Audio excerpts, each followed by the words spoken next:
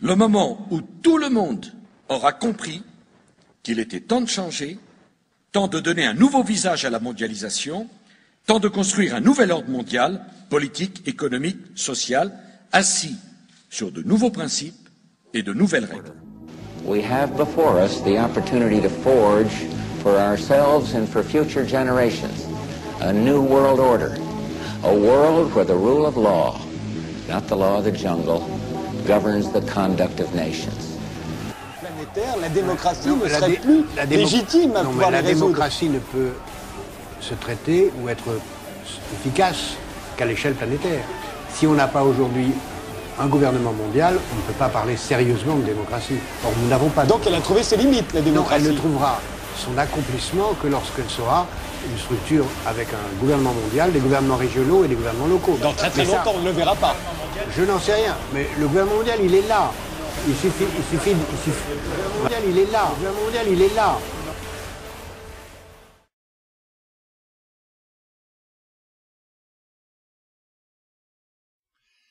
La question du nouvel ordre mondial n'est pas un sujet anodin. C'est même le grand sujet de notre époque, et tout le reste ne pèse guère à côté. Car vous allez le voir, il recouvre tout. La démocratie, le pouvoir d'achat, la santé, l'environnement, la paix. Il n'y a pas de définition officielle du nouvel ordre mondial, mais l'idée générale est la suivante. Le nouvel ordre mondial, parfois appelé mondialisme, est un projet politique dont le but est la mise en concurrence de tous les acteurs économiques de la planète au sein d'un grand marché unique, avec pour seul critère leur capacité à produire des richesses.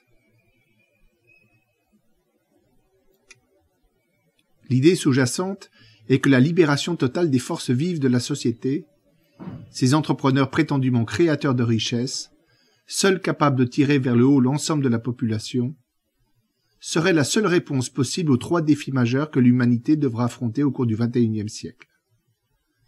La destruction de l'environnement, la pénurie des ressources et le choc des civilisations. Une définition brutale dans sa simplicité, qui a priori n'offre aucune possibilité de contestation. C'est le nouvel ordre mondial ou la mort. Et pour forcer le trait, on vous explique en plus que seuls les imbéciles et les simples d'esprit voudraient s'y opposer, avec parfois comme une mise en garde, une accusation de racisme et d'antisémitisme qui pointe le bout de son nez. Souvenez-vous, c'est exactement le même son de cloche qui vous avait été seriné pendant la campagne pour le référendum de Maastricht il y a 20 ans. On connaît la suite. Comme le remarque l'intellectuel russe ex-dissident Vladimir Boukhovski, c'est aussi exactement ce qui se passait dans l'ex-Union soviétique lorsqu'on faisait croire aux Russes qu'ils vivaient dans le meilleur des mondes et que toute alternative n'était que fascisme et servitude. Faut-il donc être aveugle pour ne pas comprendre que tout ceci, une fois de plus, sent la propagande mensongère à plein nez? La vérité qui vous est soigneusement cachée, c'est que ce projet politique à l'échelle du monde n'est rien d'autre qu'une fuite en avant du capitalisme libéral, qui est lui-même à l'origine de ces grands défis planétaires, et qu'en coulisses, une oligarchie insatiable poursuit un tout autre objectif. La course au profit, sans aucune considération d'ordre moral, hors la nécessité de préserver une apparence respectable. Pour mieux vous tromper, les médias et la classe politique dominante nous parlent de nouvel ordre mondial et de mondialisation sans vraiment distinguer ces deux notions. Pourquoi d'ailleurs prendrait-il cette peine, puisqu'à les entendre, elles recouvrent un seul et même phénomène dont vous ne pourrez échapper, et qui impose certes des changements dans vos habitudes et aussi des sacrifices, mais qui à la fin ne peut apporter que bien-être et prospérité. Or, confondre mondialisation et nouvel ordre mondial est tout bonnement une tromperie éhontée. Et c'est d'ailleurs par là que je vais commencer.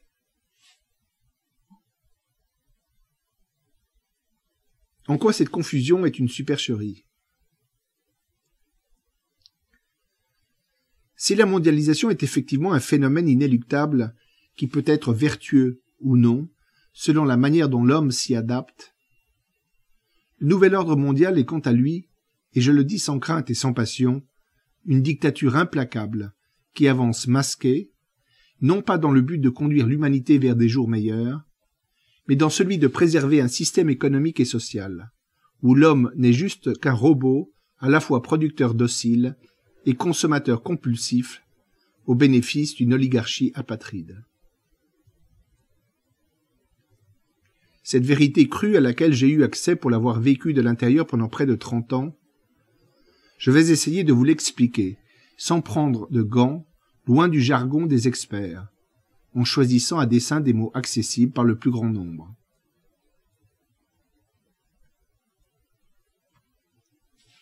La mondialisation, chacun devine bien de quoi il s'agit. C'est une évolution naturelle de la société, marquée par l'internationalisation des échanges de biens et services, à la suite des avancées fantastiques dans le domaine des transports, des télécoms et de l'informatique, qui ont jalonné la deuxième partie du XXe siècle. Mais aussi du fait de l'élévation du niveau d'instruction des populations dans les pays émergents et de la diffusion universelle de l'anglais. Mais ce que l'on appelle le nouvel ordre mondial, ou parfois le mondialisme, va beaucoup plus loin.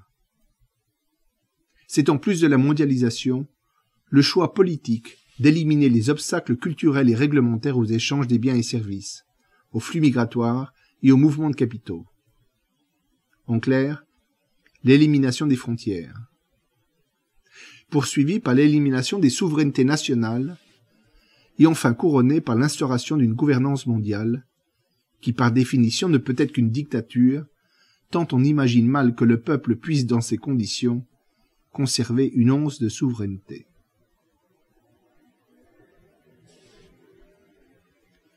Prenons un exemple qui nous est familier.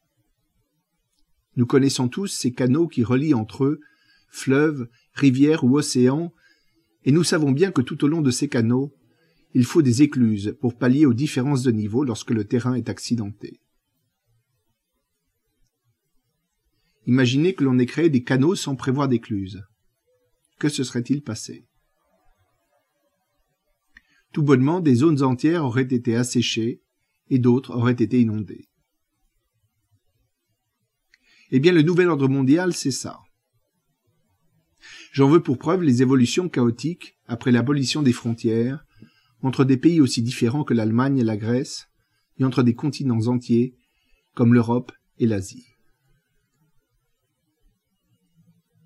Ce qu'il faut donc retenir, c'est que le refus du nouvel ordre mondial ne signifie pas du tout le repli sur soi et le refus de la modernité, mais juste la conservation d'un système de protection autour de zones, peu importe qu'elles soient régionales ou nationales, mais surtout homogènes, permettant de s'adapter à la mondialisation sans créer de déséquilibre. Le nouvel ordre mondial ou mondialisme, qu'il ne faut pas confondre avec mondialisation, je le répète, est lui bel et bien une doctrine totalitaire, dirigée vers un but précis, la maximisation des profits pour le détenteur du capital, au besoin par la force, si les citoyens, lorsqu'ils comprennent bien de quoi il en retourne, se prêtent à le combattre.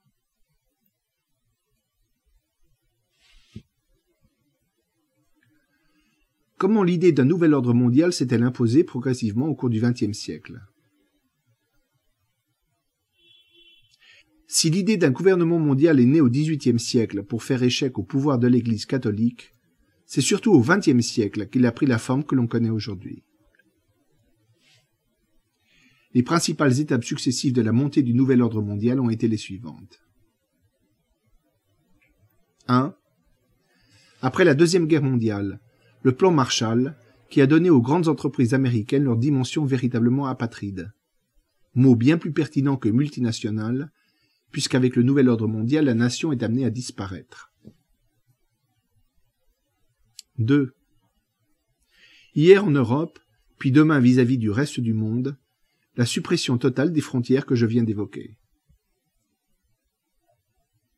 3. La fusion des banques d'affaires et des banques commerciales en des superbanques à vocation universelle et au pouvoir démesuré, et qui de facto échappent à tout contrôle. 4. La diabolisation du sentiment national rendu responsable de la Seconde Guerre mondiale, et singulièrement de la Shoah.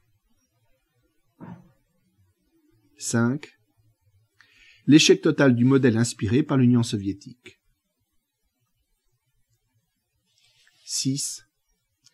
L'alliance entre deux impérialismes, l'impérialisme économique apatride et le sionisme moderne, qui après la création d'Israël, vise aujourd'hui à neutraliser tous ses adversaires et à installer partout des pouvoirs fantoches au service de la diaspora. Le premier trouvant dans le second l'impunité que lui confère le tabou de l'antisémitisme, et le second la puissance financière et militaire du premier. 7. L'effondrement de l'influence de la religion catholique et la destruction de la cellule familiale traditionnelle, suite à l'accès des femmes au travail, au divorce, à l'avortement, à la pilule, etc., etc.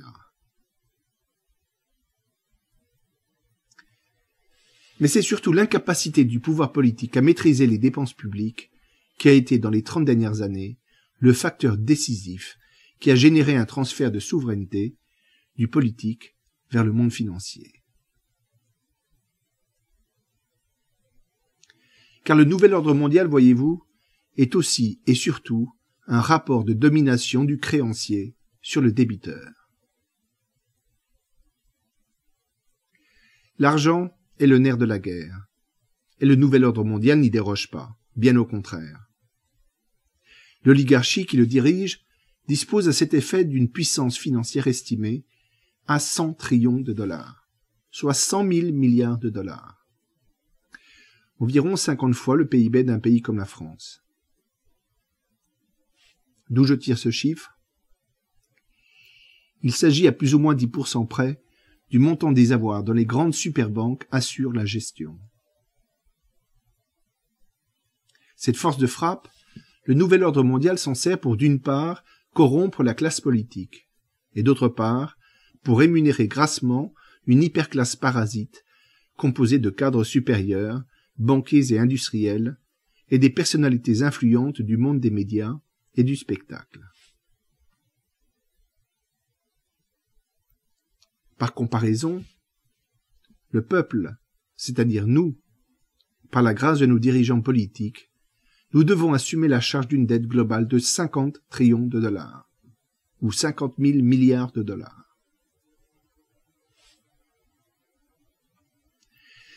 Ces deux chiffres, 100 trillions d'actifs d'une part et un passif de 50 trillions d'autre part, vous donnent la mesure de la disparité phénoménale de la répartition de la croissance économique depuis 30 ans. Si vous ne deviez retenir qu'une chose, c'est que la gouvernance mondiale est une gouvernance par la dette. Sans dette publique, le nouvel ordre mondial n'aurait virtuellement aucun pouvoir sur les États.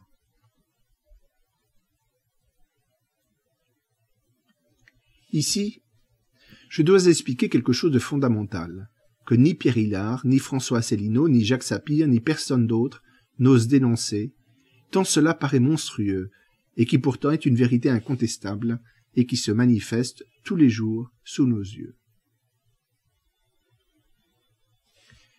L'idée communément admise, et en apparence rassurante qu'un État ne peut pas faire faillite, est vraie. Mais c'est en fait une règle diabolique pour les peuples.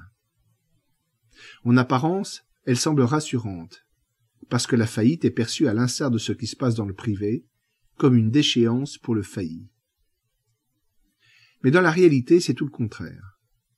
C'est bien l'absence de faillite qui est une véritable catastrophe, puisqu'elle signifie en fait qu'une créance sur l'État doit être remboursée à n'importe quel prix, même au prix de la vie des hommes. Dans le système imposé par le nouvel ordre mondial, en effet, les créanciers des États endettés, contrairement aux créanciers du secteur privé, disposent aujourd'hui de garanties illimitées sur leurs débiteurs, comme si leurs créances avaient plus de valeur que la vie des êtres humains. C'est tout le sens de l'adage Too Big to Fail. En français, trop gros pour tomber. Mise à la mode avec la crise des subprimes, et qui oblige les peuples à des sacrifices inouïs pour éviter aux banques de payer le prix de leurs créances douteuses.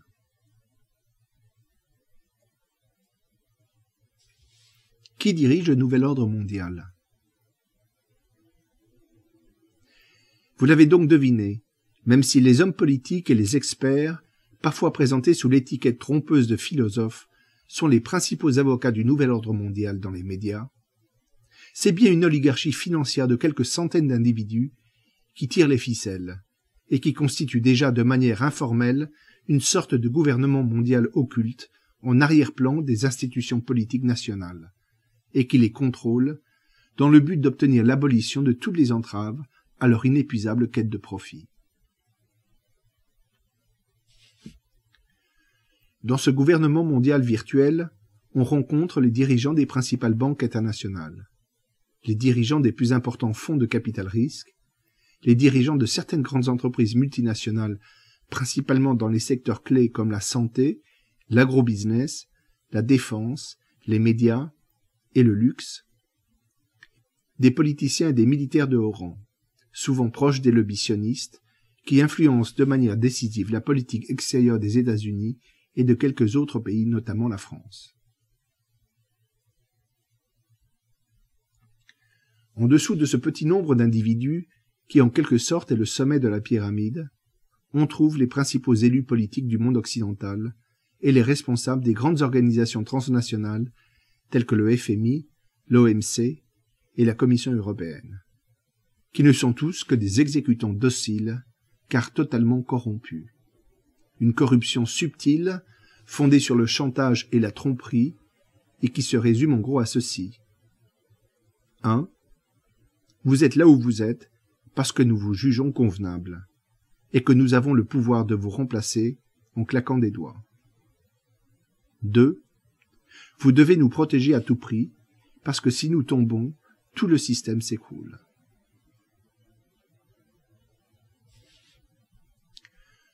On trouve plus bas de la hiérarchie des hauts fonctionnaires, des leaders d'opinion, des experts et quelques chefs d'entreprise. L'ensemble sous la surveillance étroite des loges maçonniques, des organisations juives nationales et autres clubs et associations peu connus du grand public. Des réunions périodiques telles que le Bilderberg, le Siècle ou le Forum de Davos, dont l'importance est d'ailleurs largement surestimée, ont juste pour but de s'assurer que tout ce petit monde ainsi que leur relais dans la presse, éditorialistes et journalistes influents, ne dévie pas de la ligne imposée par l'oligarchie.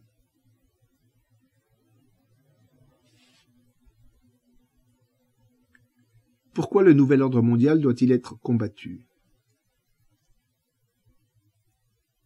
Comme citoyen lambda, le paradoxe est que vous adhériez à l'idéologie socialiste héritée du système des valeurs des Lumières, ou qu'au contraire vous soyez partisan de l'ultralibéralisme qui place l'individu au-dessus de la collectivité, importe peu.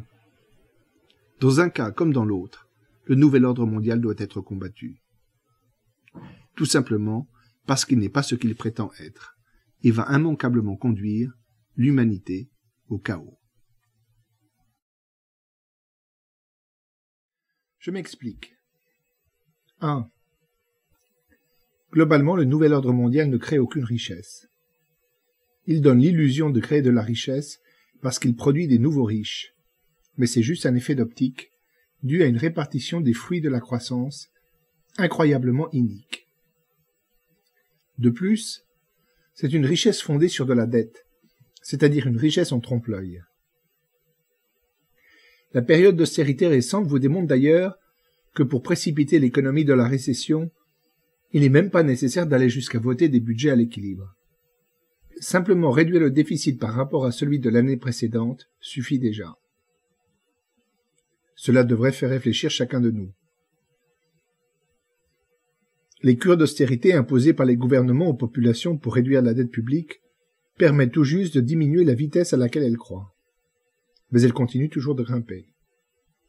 Ce qui implique que, sauf miracle, l'austérité est appelée à durer. Et même pis encore, car pour faire aussi bien que l'année précédente, chaque année, il faudra encore plus d'austérité. Enfin, dernier point, c'est une richesse chèrement acquise. Ainsi, entre 2000 et 2010, dans le cas de la France, selon le magazine The Economist, chaque euro de dette supplémentaire s'est traduit par seulement 89 centimes d'euros de croissance. Et aux États-Unis, c'est même pire. Ce chiffre tombe à 83 centimes.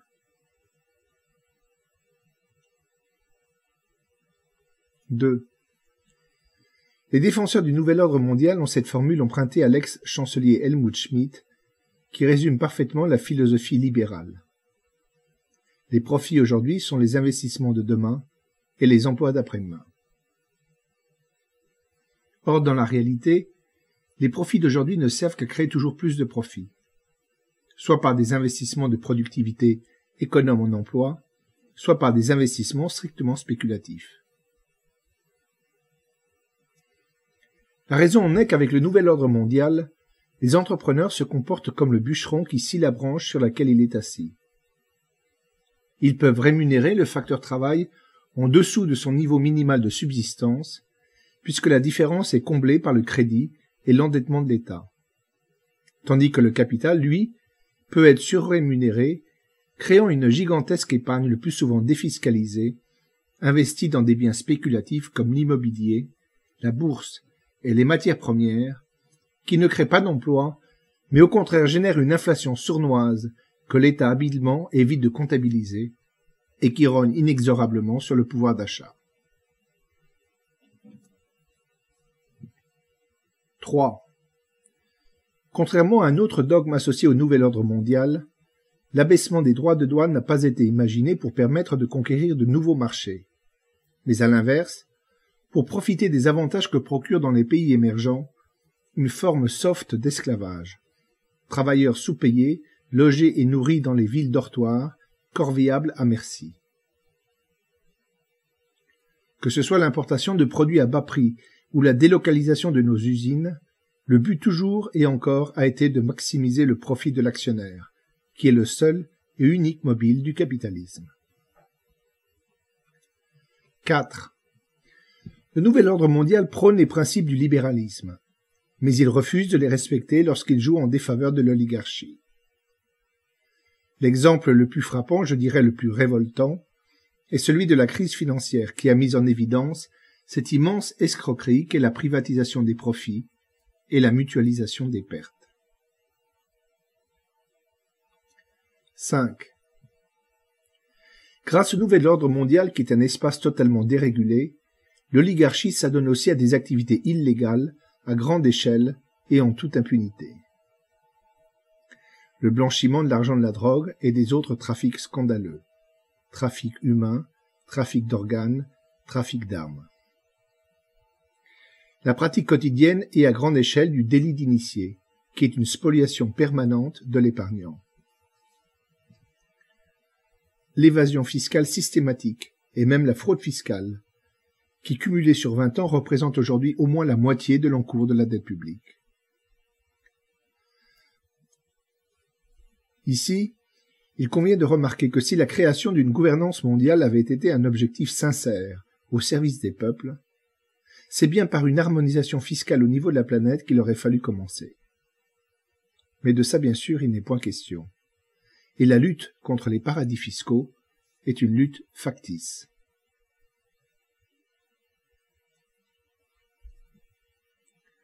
On pourrait passer des heures à décrypter l'imposture du nouvel ordre mondial. On pourrait par exemple s'intéresser au domaine de la santé ou celui des industries agroalimentaires, où le capitalisme prédateur sévit avec une singulière férocité.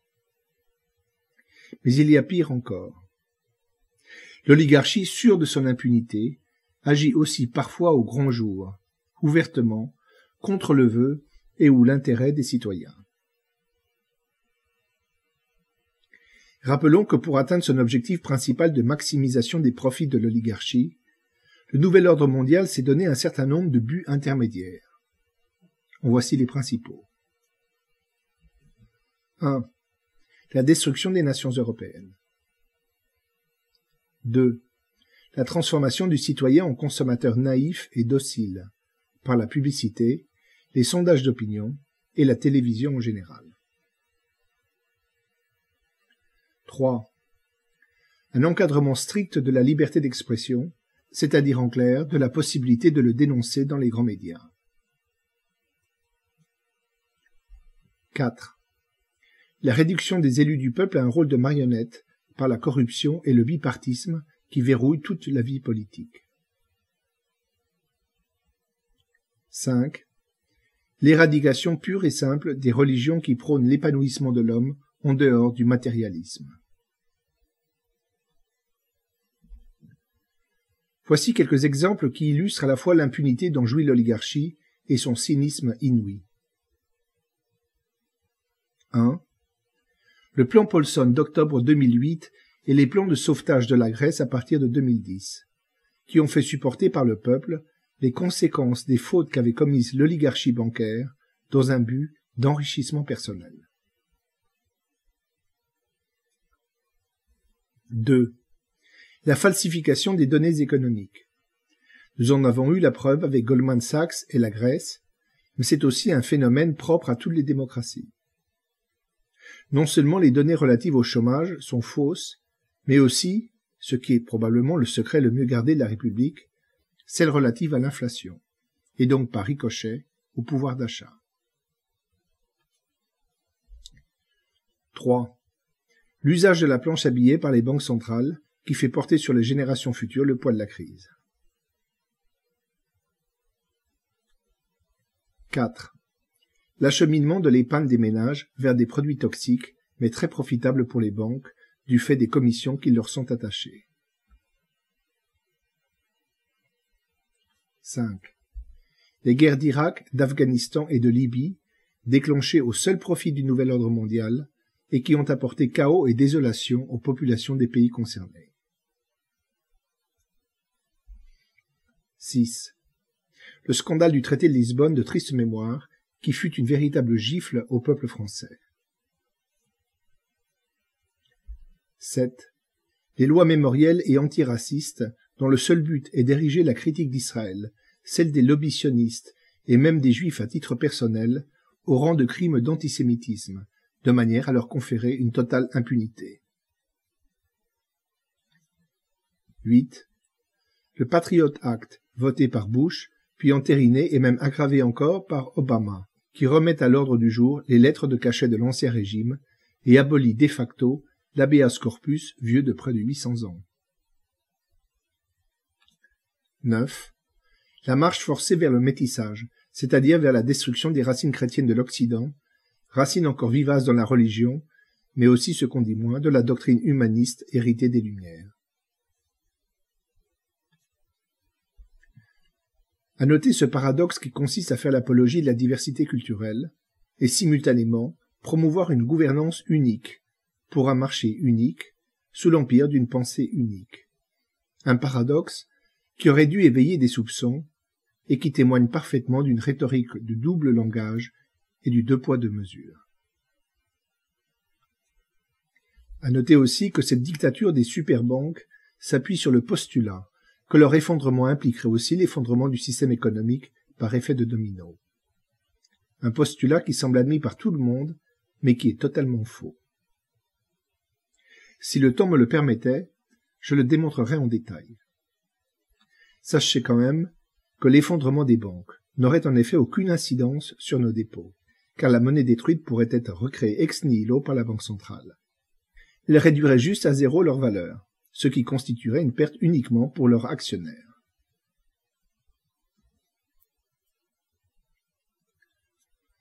Au terme de cette énumération, on serait tenté de s'interroger pourquoi je n'ai pas mentionné le rapport du Nouvel Ordre mondial à l'écologie. Ce n'est pas un oubli. Il est vrai que non content d'assassiner la démocratie, le Nouvel Ordre mondial nous précipite vers la pénurie, puisqu'il ne peut fonctionner qu'en exploitant sans discernement les ressources de la planète. C'est d'ailleurs là la justification de la lutte menée par le mouvement altermondialiste. Ainsi, depuis l'apparition du rapport Meadows dans les années 70, document fondateur en matière de politique de préservation de l'environnement, tout ce qui a été entrepris dans ce domaine sous l'empire du Nouvel Ordre mondial n'a été qu'effet de manche et poudre aux yeux. À titre d'exemple, c'est bien la logique du profit maximum et immédiat qui est la seule et véritable cause de la métamorphose du paysage de la Chine et du continent africain en un cloaque fétide. Les altermondialistes ont donc raison de se battre, même parfois avec violence, tant il est vrai que les rares conquêtes du mouvement écologique ont été arrachées sous la pression populaire. Mais tout ceci n'est pas propre spécifiquement au nouvel ordre mondial. Ce qui est en cause ici est plus profond. C'est le système capitaliste dans son ensemble et la mondialisation qui sert d'accélérant. Ainsi, les vertus de la mondialisation ne vont pas de soi, loin s'en faut, d'où l'intérêt de la distinction que j'avais évoquée au début de cet exposé. Combattre le nouvel ordre mondial, c'est redonner aux individus le pouvoir de canaliser la mondialisation dans un sens acceptable pour la collectivité.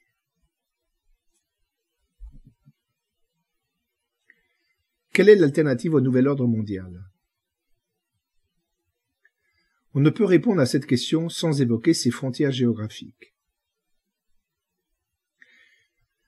Dans le discours officiel, le nouvel ordre mondial s'arrête au monde musulman, comme pour souligner que la seule alternative est un monde d'indigence matérielle et de fanatisme religieux. C'est le sens du concept du choc des civilisations avec lequel vous êtes certainement familier. Or, la réalité est tout autre, car le nouvel ordre mondial n'a pas réussi à pénétrer dans de nombreux pays qui comptent aujourd'hui parmi les plus prospères. Je veux parler de certains pays d'Europe du Nord, de la Suisse, de l'Extrême-Orient, Japon compris, de la Russie, mais aussi du Venezuela d'Hugo Chavez, et je note que le reste de l'Amérique latine y résiste avec vigueur. Cela peut surprendre, mais c'est la stricte vérité, puisque tous ces États ont conservé leur indépendance politique, leur souveraineté monétaire et commerciale, et pour certains d'entre eux, respectent scrupuleusement la souveraineté populaire lorsqu'elle s'exprime.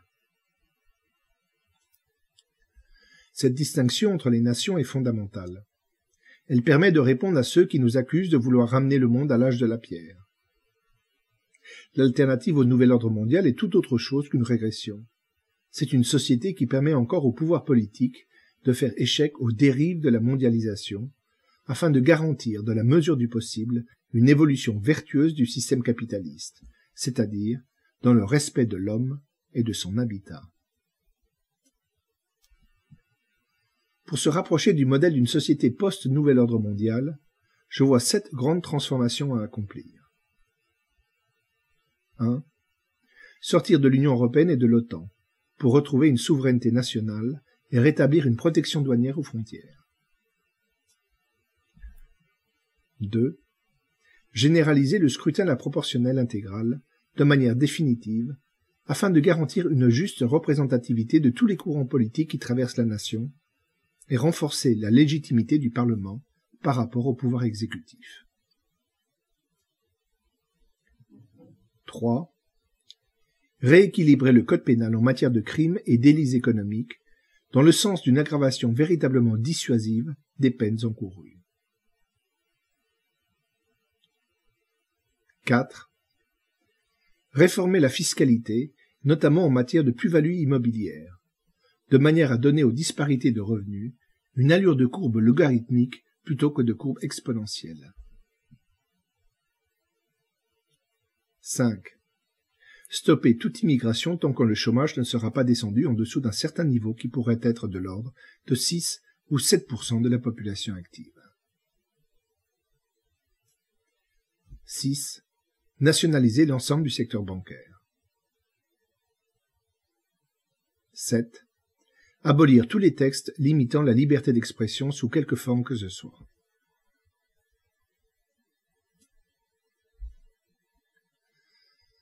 Comment lutter contre le nouvel ordre mondial? Cette question est la dernière que j'aborderai aujourd'hui. Elle est fondamentale. Car si nous sommes quelques-uns à avoir fait le bon diagnostic, peu s'aventurent à proposer des solutions, et lorsqu'il y en a, ce sont toujours des solutions impossibles à mettre en œuvre, puisqu'elles impliquent une décision de l'oligarchie elle-même, ce qui est absurde. À quoi bon en effet proposer de sortir de l'euro, sans expliquer d'abord comment faire accéder au pouvoir une formation politique favorable à la sortie de l'euro. Or, je l'ai dit et redit, dans l'hypothèse hautement improbable où le Front National ou tout autre parti ouvertement adversaire du système remporterait des élections nationales, celles-ci seraient immédiatement annulées sous un prétexte fallacieux. Pour vous en convaincre, voyez le sort qui fut fait à Papandréou à l'automne 2011, lorsqu'il lui prit de consulter par référendum le peuple grec. A priori donc, cela semble mission impossible. Le pot de terre contre le pot de fer. L'idée générale que je veux vous faire partager, c'est que tout système social fondé sur une injustice manifeste porte en lui les germes de sa propre destruction. L'absolutisme royal s'est effondré à cause de l'inégalité devant l'impôt. Rappelez-vous, tout avait commencé avec les États généraux de 1789, réunis pour demander encore plus d'impôts aux tiers-États. Le communisme, lui, s'est effondré parce que l'effort individuel n'était pas rétribué à sa juste valeur. Le citoyen soviétique modèle, de l'ouvrier du Donbass au bureaucrate du Kremlin, avait donc perdu tout sens de ses responsabilités. Le nouvel ordre mondial, lui aussi, est condamné à s'effondrer. Parce que dans sa logique totalitaire, les fruits de la croissance sont répartis de manière si arbitraire et si inique au seul bénéfice d'une oligarchie insatiable, que la consommation des ménages, qui est son carburant vital, ne peut plus être soutenue que de manière artificielle. Entre 1980 et 2008, ce fut par le crédit. Depuis, c'est par la planche à billets. Nous sommes donc placés dans la situation des mutins du Bounty ou des mineurs de Germinal. Précipiter la fin économique du nouvel ordre mondial, avec tous les sacrifices immédiats que cela implique, est la seule et unique issue. Une fois cette condition admise, il existe de nombreuses actions à la portée de chacun, susceptibles d'asséner un coup fatal à l'oligarchie. Mais contrairement aux précédents de 1789 et 1917, je ne préconise absolument pas l'insurrection, qui pourtant était un droit fondamental, garanti de la Déclaration des droits de 1793. Nous devons au contraire nous inspirer du Mahatma Gandhi, qui préconisait le boycott comme méthode non violente de résistance à l'oppression. Et voici quelques idées de boycott que je voudrais vous faire partager. 1. Le boycott de la grande distribution et de la nourriture industrielle. Je rappelle que selon plusieurs études sérieuses, entre un tiers et la moitié de la nourriture produite dans les pays de l'OCDE, c'est-à-dire en gros par le nouvel ordre mondial, est gaspillée, principalement du fait de la grande distribution. Cela signifie, pour ceux qui vivent à la campagne, privilégier les achats auprès des producteurs, et pour ceux qui vivent en ville, acheter sur les marchés plutôt que dans les grandes surfaces. Cela veut dire aussi privilégier les produits bio, une cuisine traditionnelle et les boissons naturelles. 2. Le boycott des grands médias. C'est un axe fondamental de la révolte des peuples contre le nouvel ordre mondial. Je n'irai pas par 4 chemins. La télévision est tout entière au service du nouvel ordre mondial. Elle ment et abrutit à dessein car c'est la mission qui lui a été assignée. Il est donc impératif d'éteindre la télévision. C'est une habitude à prendre. Personnellement, je l'ai prise, et mes enfants rétifs au début ne contestent plus ce choix aujourd'hui. D'ailleurs, avec Internet, chacun y a gagné au change, et de loin. 3. Le boycott des partis politiques pro-européens aux élections. Et faute de mieux, le vote blanc au second tour de toute élection nationale. 4. Le boycott des biens de consommation produits en dehors de l'Union européenne. 5. Le boycott des biens jetables au bénéfice des biens durables. 6. Il faut aussi songer à orienter nos enfants vers des études débouchant sur des métiers traditionnels, ou bien alors en rapport avec les nouvelles technologies. électronique, informatique, biologie. Peu importe qu'ils soient manuels ou intellectuels. Et mettre l'accent sur les langues étrangères, notamment les langues exotiques, comme le russe et les langues asiatiques.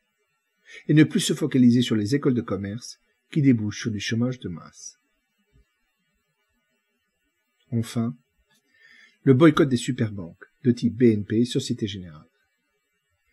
Je l'ai gardé pour la fin car je crois que c'est là le moyen le plus efficace pour créer un choc psychologique auprès de la population et ébranler le système financier qui est la clé de voûte du nouvel ordre mondial.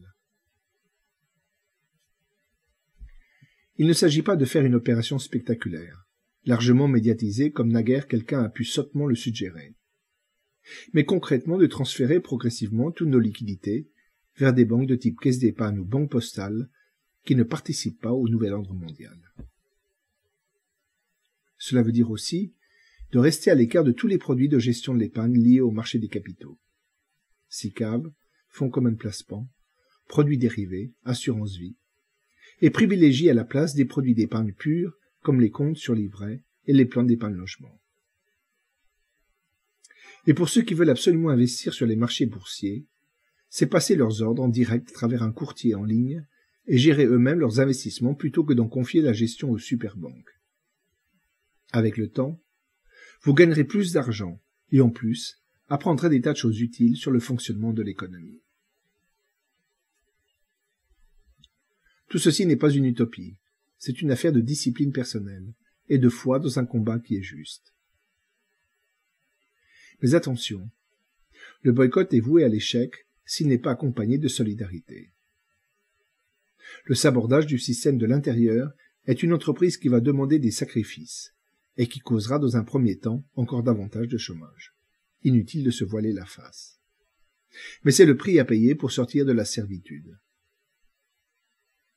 La contrepartie est dans la solidarité, c'est-à-dire le soutien matériel à tous ceux qui en première ligne seront les victimes collatérales de ce combat.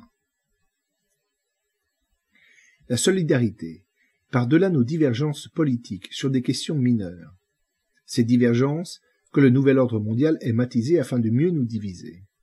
C'est la clé de l'unité, sans laquelle l'entreprise est vouée à l'échec.